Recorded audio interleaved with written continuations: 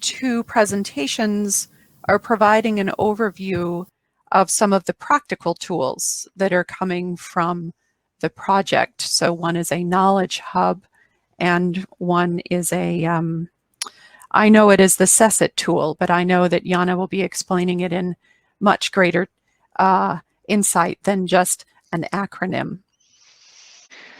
Thank you, Kate. Good afternoon, ladies and gentlemen. My name is Janne Helin, and I'm from LUKE. I'm a senior scientist, and I'm from Finland. So, as you have heard today, in the UNISECO project, we have been analyzing agro-ecological farming as a socio-ecological system. And one of the core lessons of this work for me has been that interaction between people is a key for changing how we behave.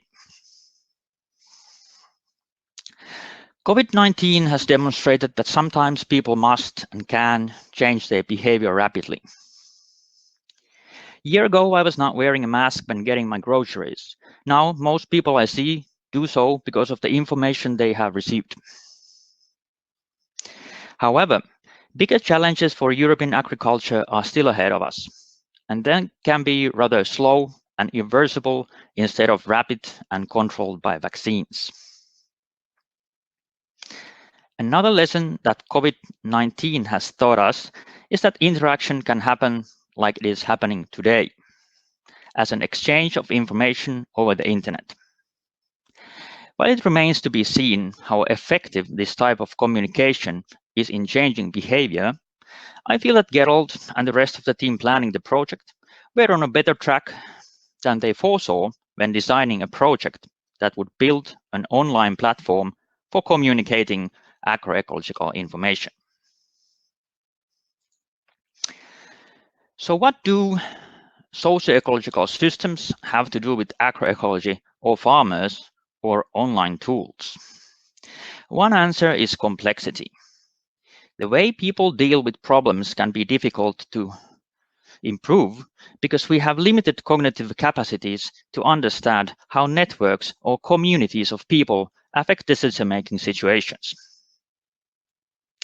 So, Elinor Ostrom proposed a theoretical framework that would help us with that. And from her work, we can find that taking science to local level decision makers is important for sustainable resource management, and that, for example, understanding of shared social norms is important.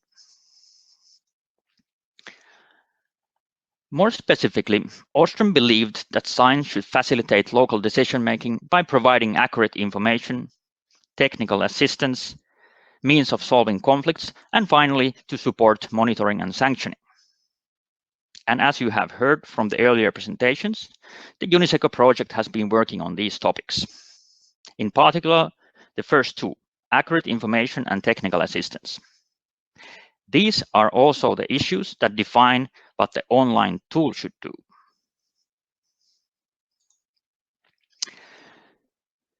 To succeed in this, it is crucial that science and this complicated and uncertain information can be communicated in a manner that ordinary people in local communities understand.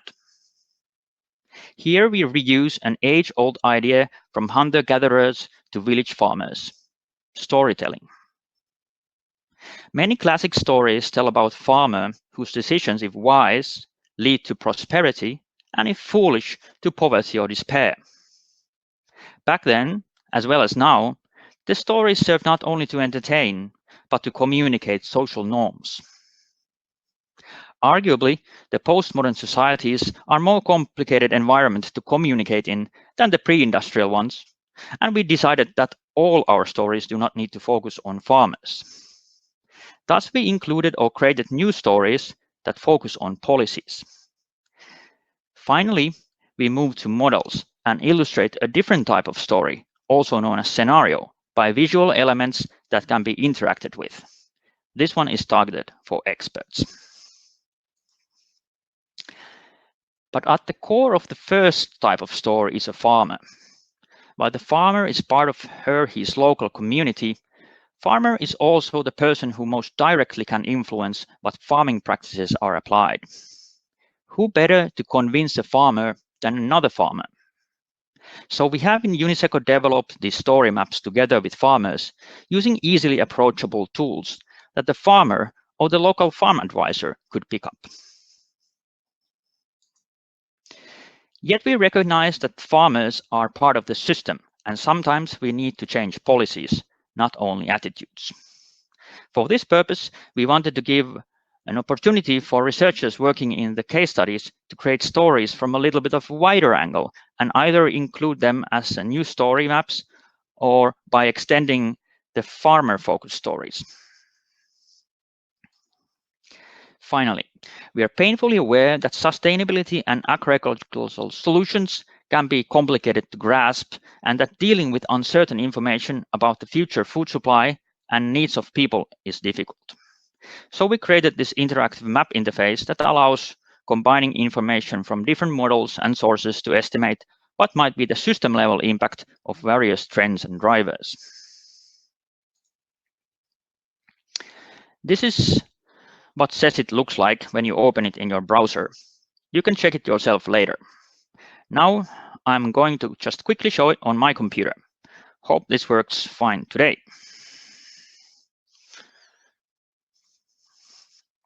So here we are in the SESIT. So we have these three different dimensions of the tool, as I mentioned. So the first one here for farm stories and case study stories. The second one here for the policy perspective stories. And finally, the one interface with maps and interactivity scenarios and so on for the expert audience. I'm not going to load it now from here because it takes a little while, but hopefully when I switch the tab, you get an idea of how that part of the tool currently looks. So what is the content here? For example, we can access the stories by clicking a farm. This will open this kind of attribute box that gives a little bit of basic information about the farm in question and links to the story in which that farmer or is part of.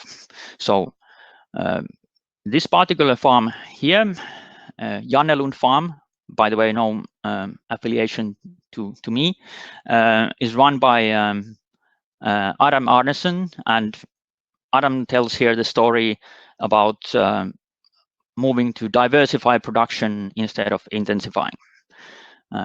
You will get to see these stories later on in the case study session, so I stop here. Also the case study, the polygons, the case study areas can be accessed and have their own attribute and link to either the story or to the case study webpage.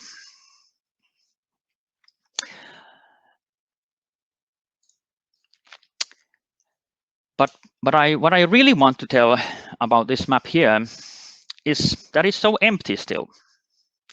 To really make a difference, we would need to have more farmers that are willing to share their own stories, irrespective of project this or that. Or maybe what we at least could do is to fill this map with, say, all of the European agro-ecological case studies or initiatives. And I really do mean we, as the community of people interested in more sustainable farming. So I will talk more about this tool in the next session, so I will now switch back to my final slide.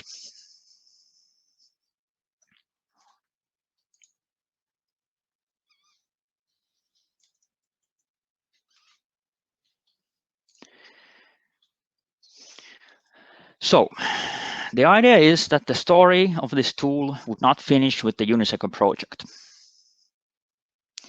What you just saw is already implemented in the Global Biodiversity Information Portal of the WWF. But if it just sits in there, it will be soon forgotten, like many other well-meaning research outputs.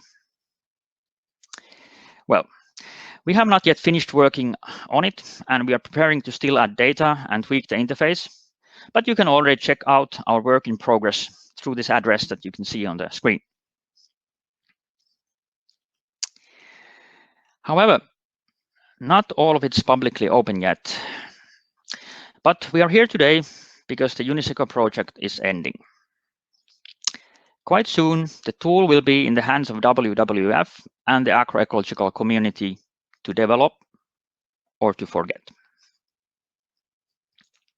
Before finishing, I would like to thank all UNISECO colleagues, and in particular, Gerald and Justas and Joni from LUKE.